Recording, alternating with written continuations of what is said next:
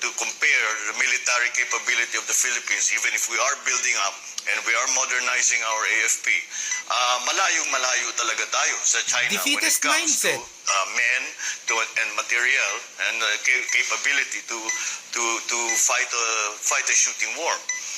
So, wag na natin pag-usapan yun dahil hindi talaga option yun. We must continue to engage the Chinese. Anong ibang mga solusyon? Sasabihin natin, yung United States, pumasok uli kayo dito sa Pilipinas, kayo mag-defend sa atin. Eh, hindi na pwede yun. Hindi na kasi kung minsan... Pero malaki ang interest nila sa South China Sea. Malaki talaga ang interest sila sa South China Sea. That's about over $5 trillion that pass through. But we have to get past the old thinking nung Cold War na meron tinatawag na spheres of influence. Yeah. Bawat bansa namimili sa US kami, sa Soviet Union kami. Hindi na ganun ngayon. Ang iisipin lang natin, ano yung mabuti para sa Pilipinas? We continue to engage. Of course, we have a very strong traditional, institutional relationship, special relationship with the United States. Did you say you would invite the United States to get involved and help us? No, that is the problem is between China and us. So the United States should be out. If the Americans come in, it's bound to fail. Because you're putting the two protagonists together, and we must understand, dalawang superpower na nasa gitna tayo, lit-lit natin.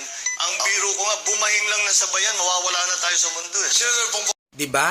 Ibang-iba sa foreign policy na ginagawa niya ngayon. Napaisip ako, kung alam pala ni Bongbong na So the United States should be out. If the Americans come in, it's bound to fail. Because you're putting the two protagonists together. ayun, alam mo naman pala na kapag ka in-involve natin ang Amerika sa usapin na to, it will fail. Pero yun pa rin ang ginawa mo. Pinapasok mo ang Amerika sa usapan.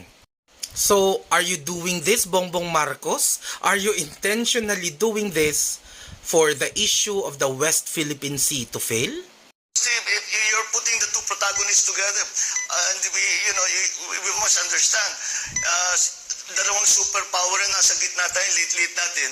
Ang biro ko nga, bumahing lang na sabayan, mawawala na tayo sa mundo eh. At kung malinaw sa'yo na if you put these two superpower in front of each other, bumahing lang sila ay mawawala na tayo kung nasa gitna tayo. But right now, you are putting us in the middle of these two super monsters.